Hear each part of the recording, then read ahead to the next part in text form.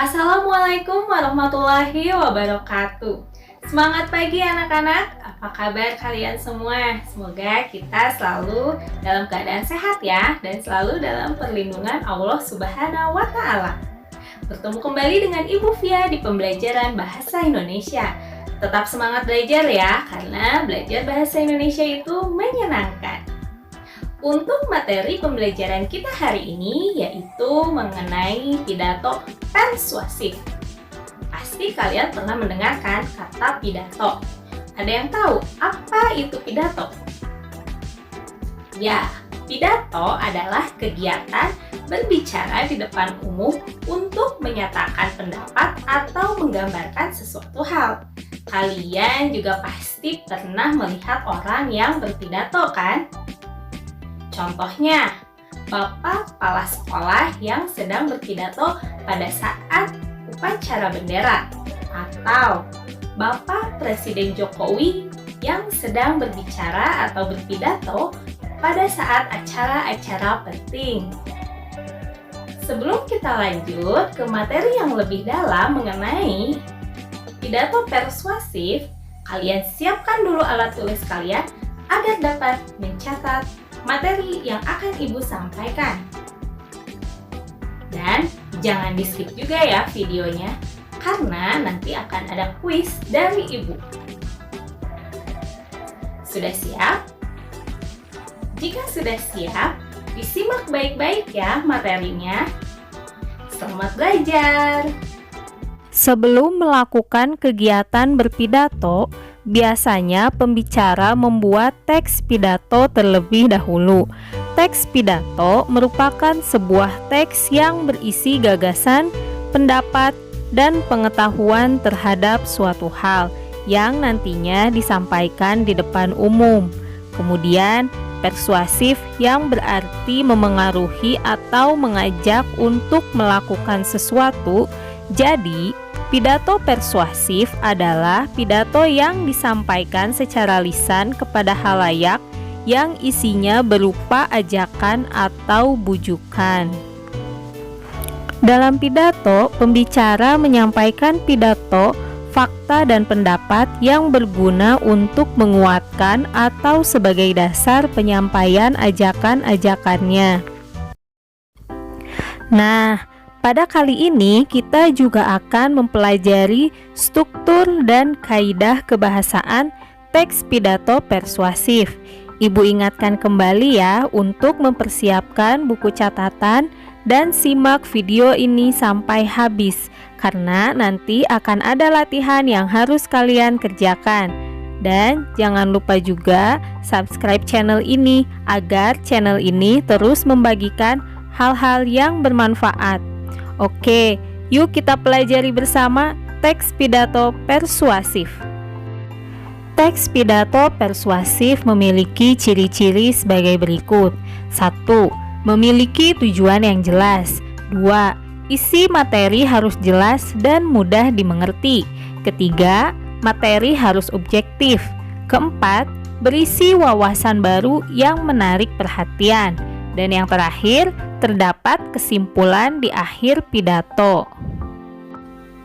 Sedangkan tujuan pidato persuasif adalah mempengaruhi orang lain agar mau mengikuti kemauan kita dengan sukarela dan memberi suatu pemahaman atau informasi pada orang lain, serta memberikan kesan kepada orang lain.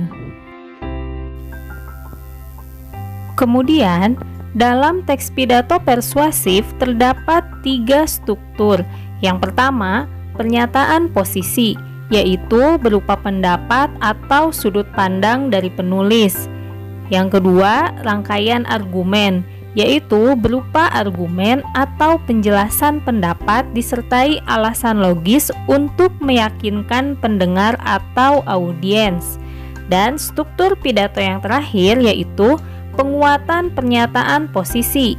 Penguatan pernyataan posisi ini berupa simpulan berdasarkan argumen yang telah disajikan untuk memperkuat pandangan pembicara.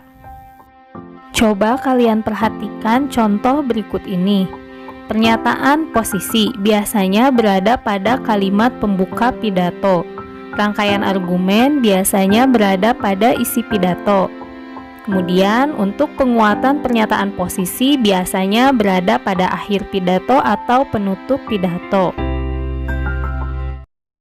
Setelah mengetahui struktur teks pidato persuasif, kita lanjutkan ke materi kaidah kebahasaan teks pidato persuasif. Ada 4 kaidah kebahasaan teks persuasif. Yang pertama adalah penggunaan kata depan seperti di, ke, dan dari. Ditulis terpisah dari kata yang mengikutinya. Contoh, barang-barang itu didatangkan dari luar negeri. Penulisan kata depan dari terpisah dari kata yang mengikutinya, yaitu luar negeri. Tentu saja kalian masih ingat kan bahwa kata depan yang diikuti dengan keterangan kata tempat, maka penulisannya harus dipisah. Sementara di pada kata didatangkan, penulisannya harus dirangkai karena di pada kata didatangkan bukan kata depan, melainkan imbuhan atau awalan. Kaidah kebahasaan teks pidato persuasif yang kedua yaitu penggunaan kata emotif. Penggunaan kata emotif bertujuan untuk melibatkan perasaan audiens. Contoh, penggunaan sumber daya alam yang berlebihan akan menghancurkan tanah. Kata emotif yang dimaksud adalah menghancurkan tanah. Selanjutnya, kaidah kebahasaan teks pidato persuasif yang ketiga yaitu penggunaan sinonim dan antonim. Seperti yang sudah kalian ketahui, sinonim adalah persamaan kata dan antonim adalah lawan kata. Kaidah kebahasaan teks pidato persuasif yang terakhir yaitu penggunaan kata benda abstrak.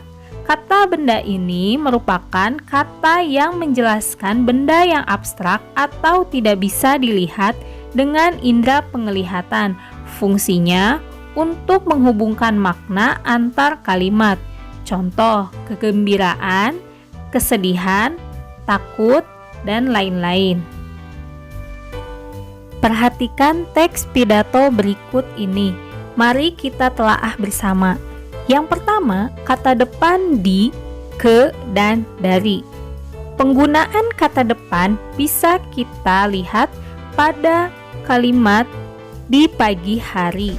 Selanjutnya, penggunaan kata emotif yang bisa kita lihat pada kalimat berikut ini.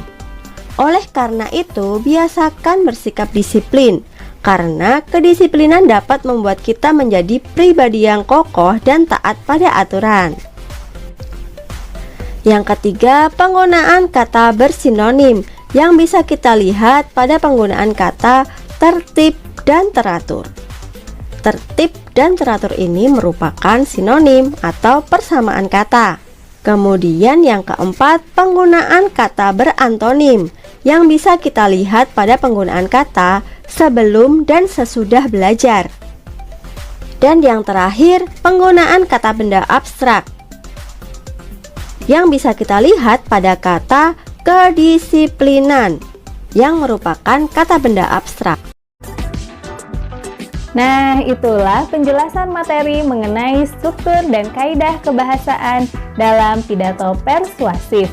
Bagaimana? Sudah paham kan? Coba sekarang kalian kerjakan latihan yang Ibu berikan. Kumpulkan di Classroom ya. Untuk pembelajaran pidato persuasif ini, kalian juga harus membaca dari buku paket Bahasa Indonesia ya. Nah, sekian pembelajaran untuk hari ini. Jangan lupa like dan subscribe juga ya. Sampai jumpa di pembelajaran selanjutnya. Assalamualaikum warahmatullahi wabarakatuh.